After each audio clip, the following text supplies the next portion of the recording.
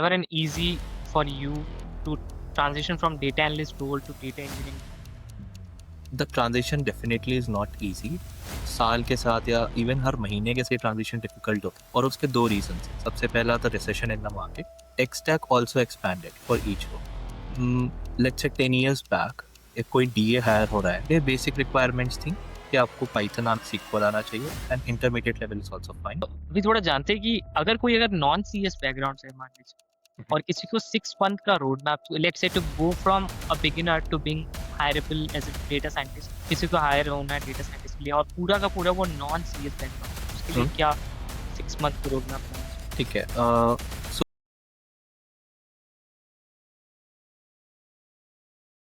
Hi everyone, welcome back to all about success. आज के हमारे साथ है आज के गेस्ट सत्विक, जो कि बिलोंग करते हैं यूपी से और अभी हैदराबाद में है सत्विक। And Satvik is into data scientist role currently and उनका ट्रांजिशन काफ़ी ज़्यादा ज़बरदस्त इंटरेस्टिंग है। इस वीडियो से जानेंगे आप कि कैसे सत्विक ने ट्रांजिशन किया एंड डेटा के रिलेटेड, एआई एमएल के रिलेटेड बात करेंगे। क्या सैलरी बैंड होता है इस रोल के अकॉर्डिंग एंड बहुत सारी चीज़ें। सो बिना देरी करते हुए मैं शुरू करूँगा सत्विक के साथ। First of all Satvik, most welcome to all about success. And video को शुरू करने के लिए हम आपका थोड़ा-सा इंट्रो जानेंगे शुरुआत में। Please over to you Satvik. sure. So first things first, thank you so much, Joy, for having me. Thanks for your time. And hi everyone, my name is Satvik. So currently, I'll give a bit intro about myself. So currently, I'm working as a data scientist too in BMS. I was associated with EY for 2 years, and I was working as a data engineer, wherein I was working in and around Azure pipelines and all that kind of stuff. I was in Wipro, जहाँ पे मैं data analyst role से ज़्यादा associated था और मैं mainly काम करता था छोटे एनालिसिस का, जो डेटा निकालना है उसका ईडीए करना, थोड़ा विजुअलाइजेशन बनाना, रिपोर्टिंग्स करना, bit of automation was also involved. So yeah, that's about me. So I came from Wipro to consulting, which is EY, then to PMS, which is a product-based company. And yeah, here I am. Thank you so much सत्विक। तो ये journey बहुत difficult और challenges रही होगी and आपने इतने reputed firms के साथ काम किया एंड उस बेसिस पे जितना मुझे लगता है कि it was never an easy for you to transition from data analyst role to data engineering role. तो लोग अगर मान लेते हैं डेटा इंजीनियरिंग रोल से डेटा साइंटिस्ट रोल में मूव करना चाहते हैं तो road map. Okay. So the transition definitely is not easy. साल के साथ या इवन हर महीने के से ट्रांजिशन डिफिकल्ट होता है और उसके 2 रीजंस हैं। सबसे पहला the recession in the market. दूसरा रीजन, जब लोगों को पता चला कि there is lot of AI, ML and algorithms, search papers that are coming out, so the tech stack also expanded for each role. Let's say 10 years back एक कोई DA higher हो रहा है, ये बेसिक रिक्वायरमेंट्स थी कि आपको Python आना सीक्वल आना चाहिए and intermediate level is also fine.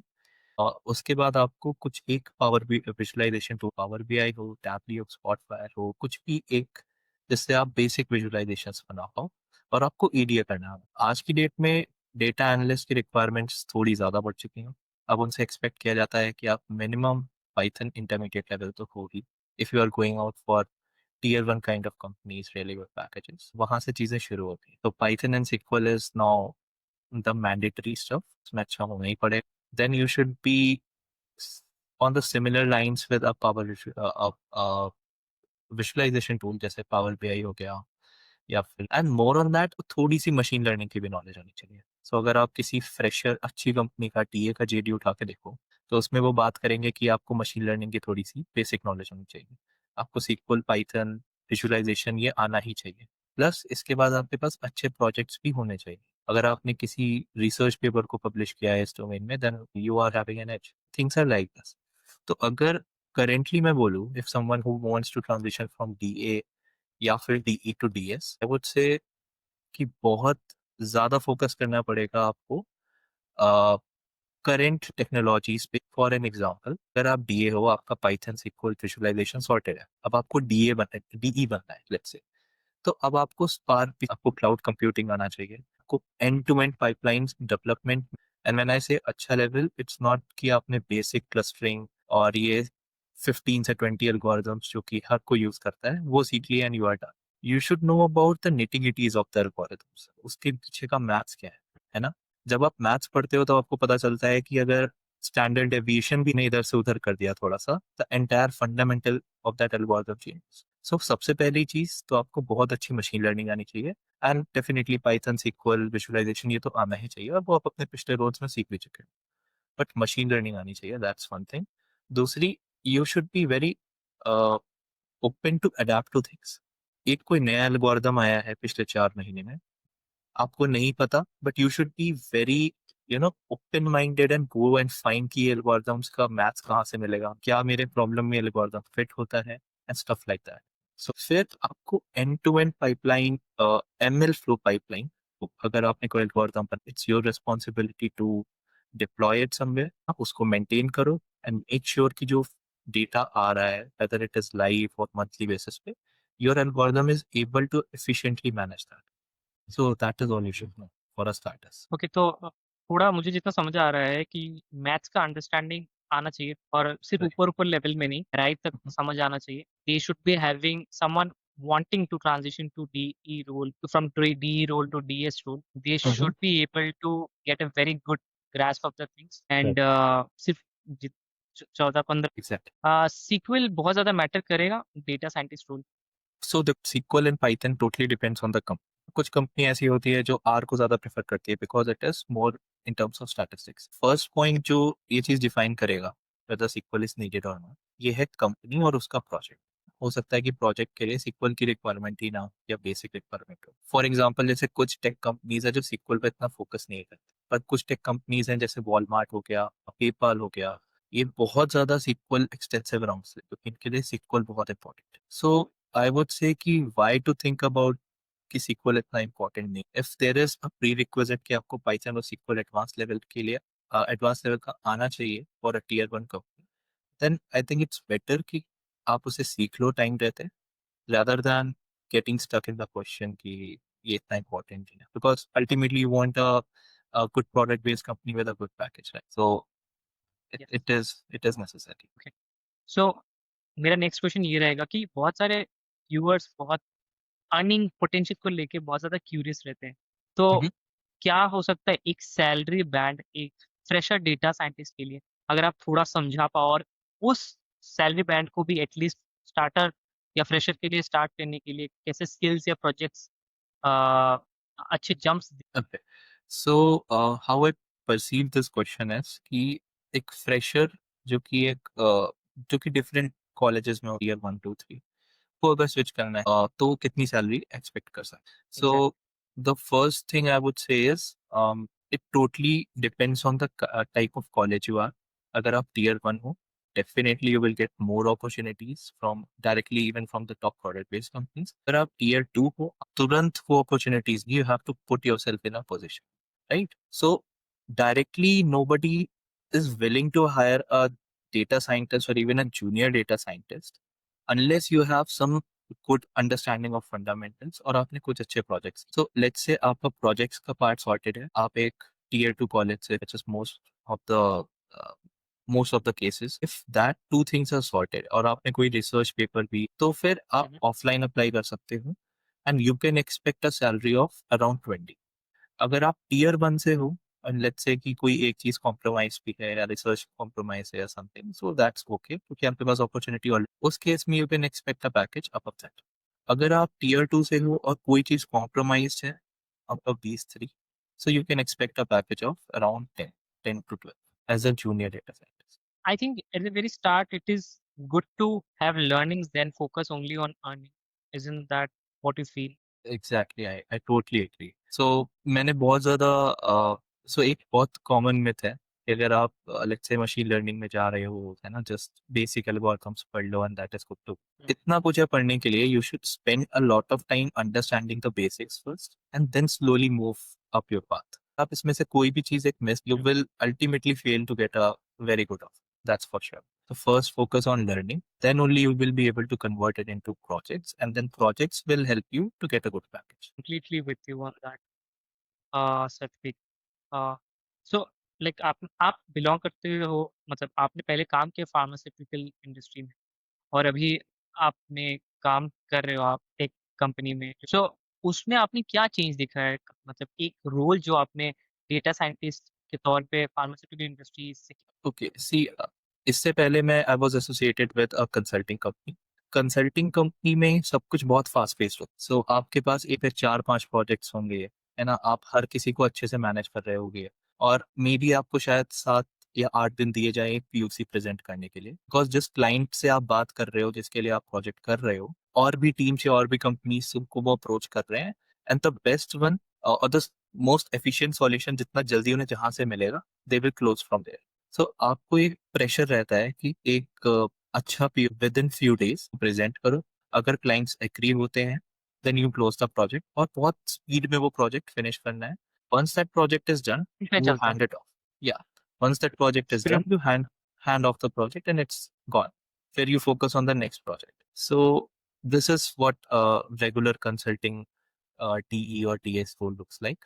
अगर इसी को कन्वर्ट करो आप किसी प्रोडक्ट बेस्ड कंपनी में, आपको इतना प्रेशर नहीं रहता to do things fast. Problem statement दिया जाएगा and you would be given a free hand. They would give you an advice and you are given a time frame की सोचो, then we will decide on the timelines. तो pressure तो वहीं पे हट गया कि आपको पीओसी इमीडिएटली नहीं बनाना है। फिर आप कुछ रिसर्च कर एक्सपेरिमेंट करते हो, आप अपनी फाइंडिंग्स दिखा, उसके बेसिस पे आप बताते हो कि ये timeline I will be able to show some sort of POC.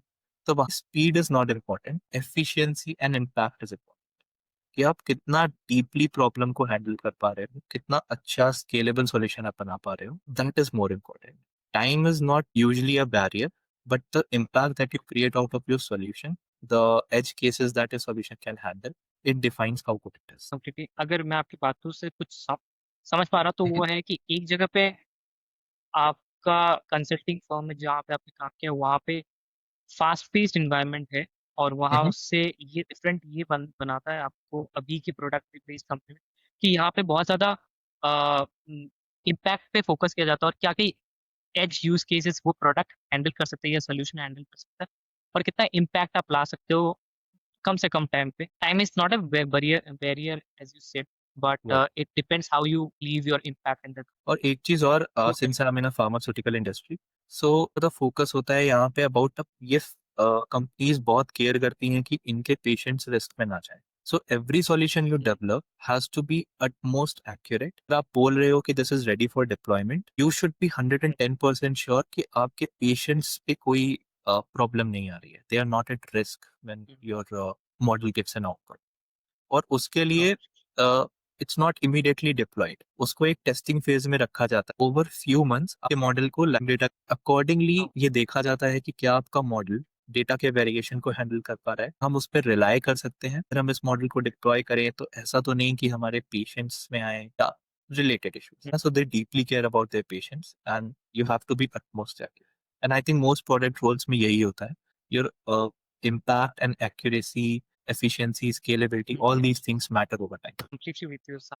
That is what brings most और बेस्ट आउट ऑफ यू। वही अलाइनमेंट के साथ अगर पूरी टीम काम करे तो इम्पैक्ट बड़ा इम्पैक्ट के लिए कोई रोक भी नहीं सकता है and everyone wants that to test right Exactly, exactly. Wouldn't At the end of the day सबको चाहिए कि आपका प्रॉब्लम बहुत इफेक्टिवली।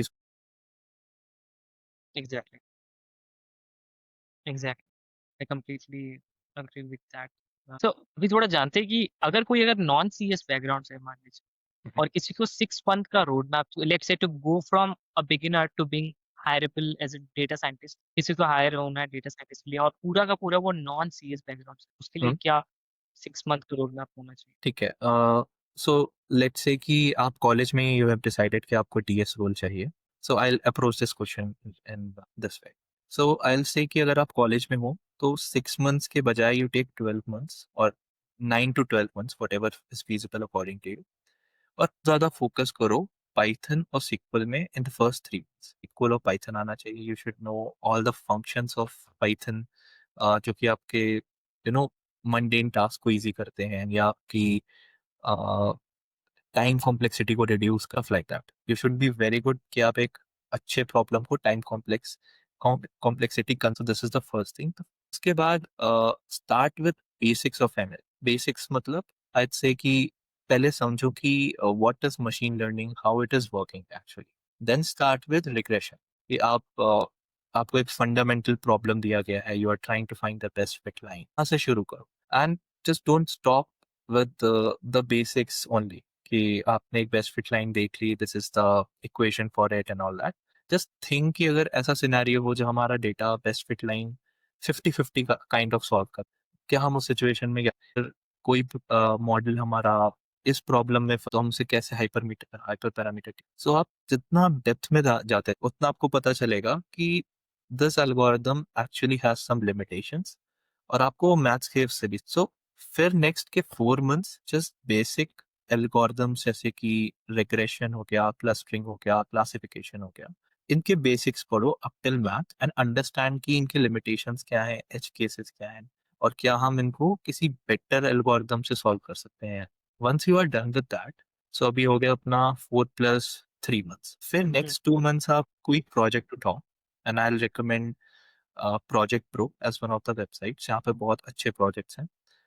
एंड क्या अगर कॉम्पिटिशन या आप डीएस बनना चाहते हो, वहाँ पे डीएस रिलेटेड बहुत सारे कॉम्पिटिशन चल रहे हैं, बहुत अच्छे डेटा सेट्स होते हैं। Try to solve 5 to 10 different projects end to end, just not कि आपने एक मॉडल बना दिया, आउटपुट आ गया। थिंक कि अगर मुझे इसे डिप्लॉय करना तो क्या करें, अगर ये बिग डेटा हो या लाइव स्ट्रीमिंग डेटा हो तो हम इसे कैसे handle. So when you will do stuff like that, आपके पास बहुत अच्छे प्रोजेक्ट्स आ जाएंगे along with basic, and I think that is mostly matters in an interview, because the person who is usually taking your first and second rounds are very experienced, and you cannot bluff them.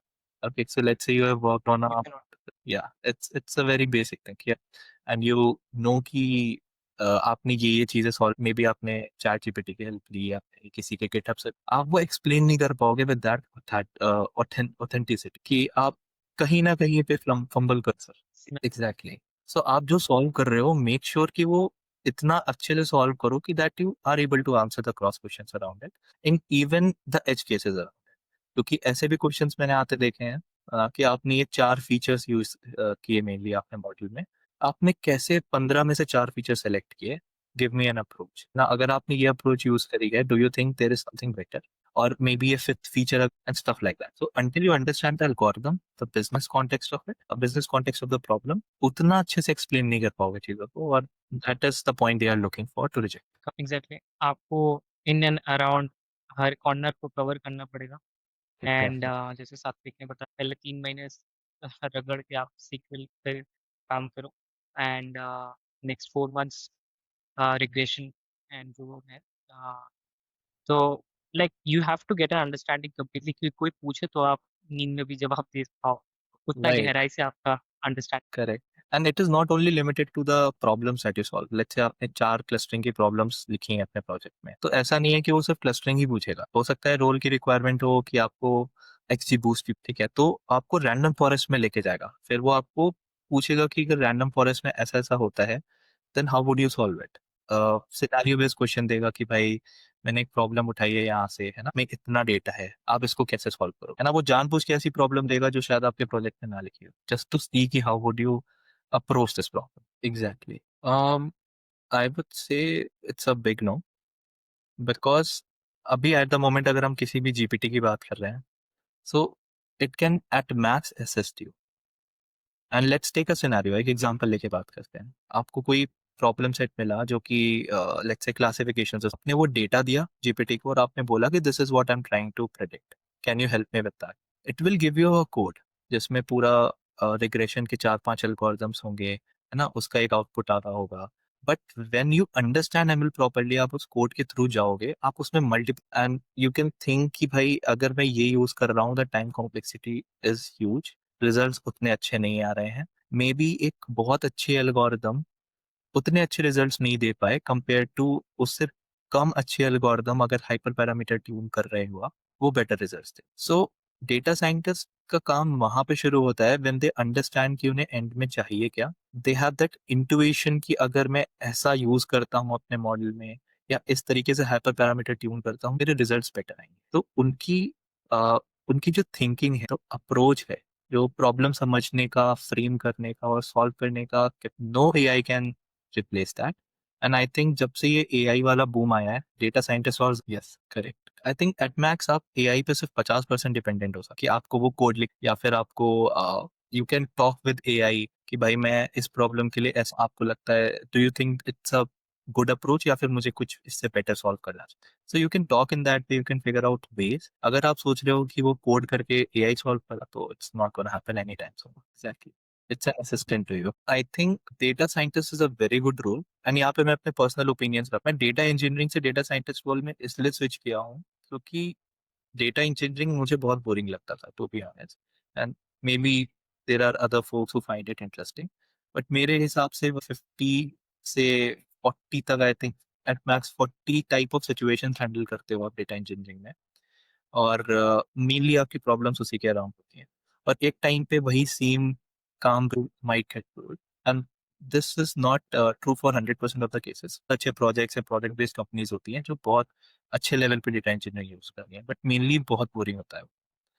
और फिर वही price park हो, data BRICS हो, बस वो it's quite boring. पर अगर आपको रियल में प्रॉब्लम सॉल्व करना है, वो like you want to get deep dive into कि सिनेरियोज कैसे कैसे हो सकते हैं, राइट। आपको अपना ब्रेन बहुत ज्यादा यूज करना है, you want to be stuck at a problem for a very long time and try to figure out your own way. तो I think data scientist role is, so आप data scientist अगर हो तो आपका काम शुरू होता है प्रॉब्लम स्टेटमेंट से। आपको बताया जाएगा कि हमारे पास ये चीज है एट द मोमेंट, यहाँ से हम डेटा सोर्स करते हैं, क्या एल्गोरिदम्स लगा करके या क्या मॉडल बना करके। Now it's up to you कि आप कितने करेक्ट क्वेश्चंस पूछ रहे हो।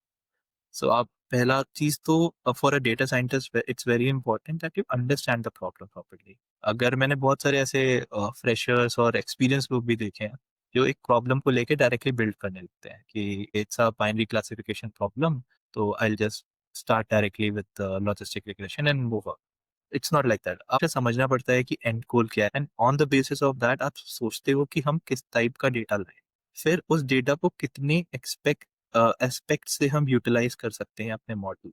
उसके बाद आप सोचना शुरू करते हो कि हमारा मॉडल कौन सा लगना चाहिए। In real world cases you test around 30 different models, 20 to 30 different models. अब उनके बेसिस में देखते हो कि सबसे सिचुएशनल परफॉर्मेंस कौन सा मॉडल दे रहा है, यहाँ पे हमारा bias variance ticked off managed है, केसेस हैंडल हो रहे हैं and stuff like that. So इस तरीके से you approach a problem and solve it. That's about this. Exactly, exactly. Data engineering में it's slightly different. So data engineering में it's slightly different. आप बहुत ज्यादा वेरी नहीं करती हो, don't think too much about the problem. Definitely आप अपना एंड गोल देखते हो एंड आप सोचना शुरू करते हो how to build a pipeline to make this successful and in a scalable manner.